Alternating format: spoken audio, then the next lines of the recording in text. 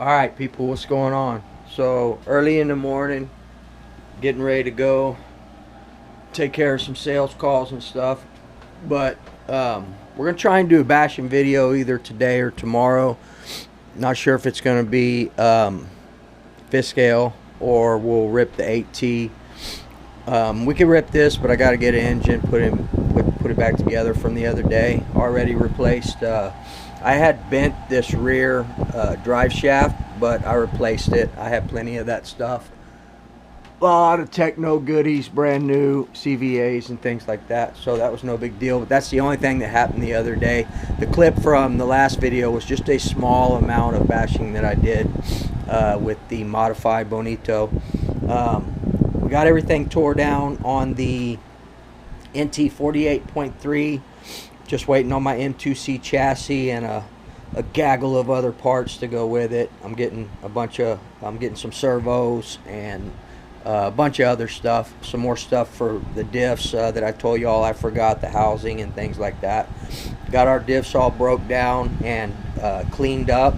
We're going to be running 60K TLR diff fluid in here, 60,000 weight front and rear and 100,000 in the center.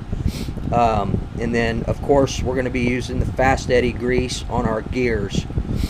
I love this stuff, man. So once we get those parts in, I'm going to replace the diff cups as well as the diff housings. All my gears, everything looks good. Brand new bearings, brand new seals.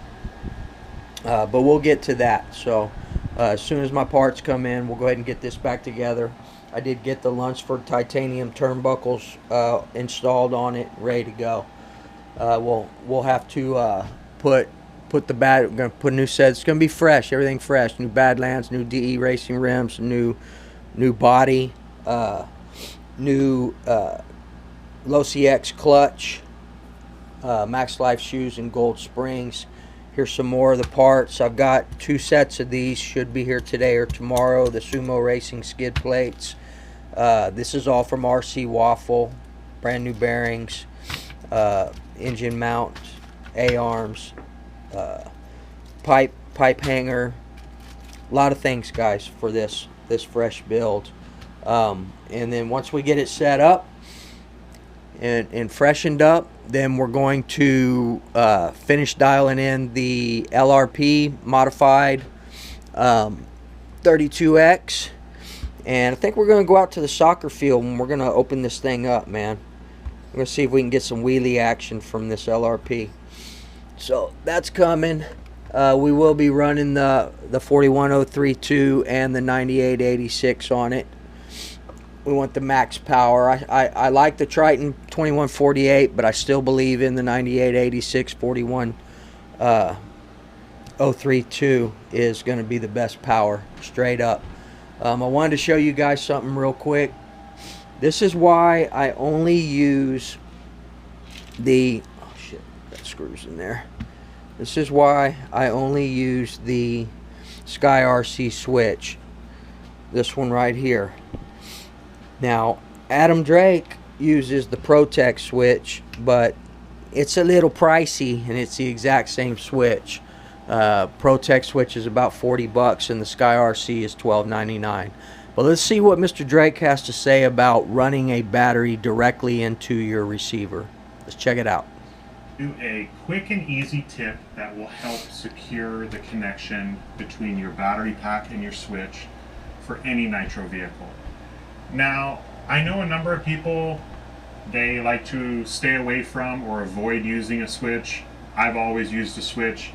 I don't like the idea of having a plug that you're constantly having to connect and disconnect every time you go out on the track, because I feel by plugging it in and unplugging it every time you go on the track, over time that connection's going to get weak, or even if you solder a larger plug on, you're still having to apply pressure to plug it in and unplug it, and over time I feel like you have more of a risk of having a failure than you would if you used a switch.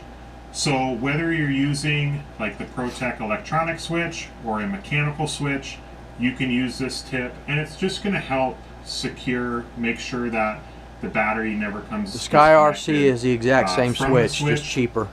Technically, you could use this same tip if you wanted to secure the plug before going out for a main event, even if you're using just a standard plug and no switch.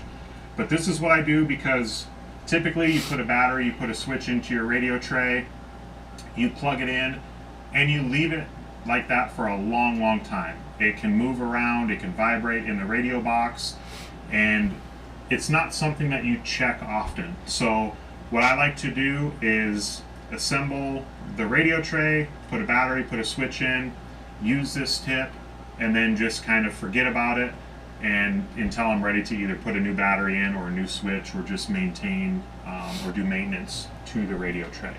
So I'll show you a closer look. I'll go through the process and show you how simple it is to ensure that your battery doesn't ever come disconnected from your switch. Okay, so this is a really simple and easy tip that will just help guarantee not having the battery come disconnected from the switch. There are companies that make this little plastic piece that will, once the battery is plugged into the switch, this clips on and makes it to where you can't pull the switch apart. It does take up a little bit more space. There's also some sharp corners, which I always worry over time with the vibration and the abuse that 8-scale cars take.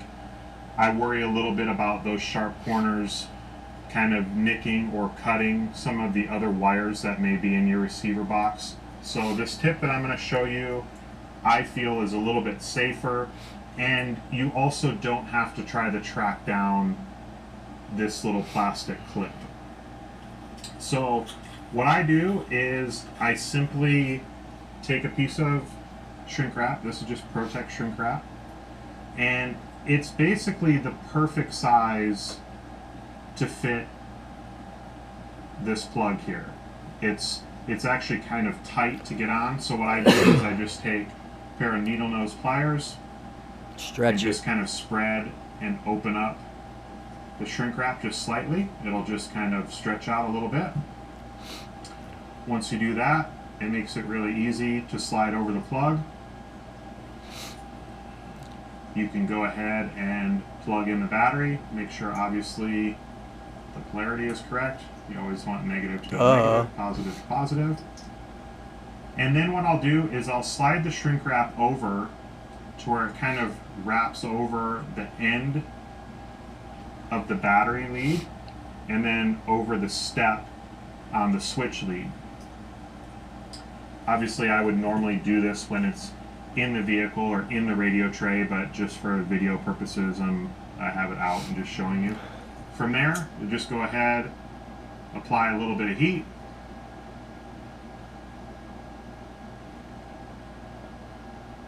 shrink wrap the plug, and then from there you can see everything is really smooth and neat, and then it's nearly impossible for this plug to there you go, apart. guys. Y'all You get could the point. take two So pieces of shrink wrap don't if you run wanted your battery to directly to extend your it receiver, over people. the switch side. It's going to cause trouble in the end. You're going to have a runaway.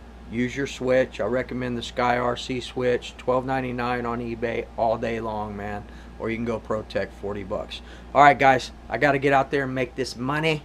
So we'll see y'all either today or tomorrow. I'm not sure if I'm going to have any appointments. We will get a bash session in. So we'll see you guys in a bit, man. Peace. Have a good one.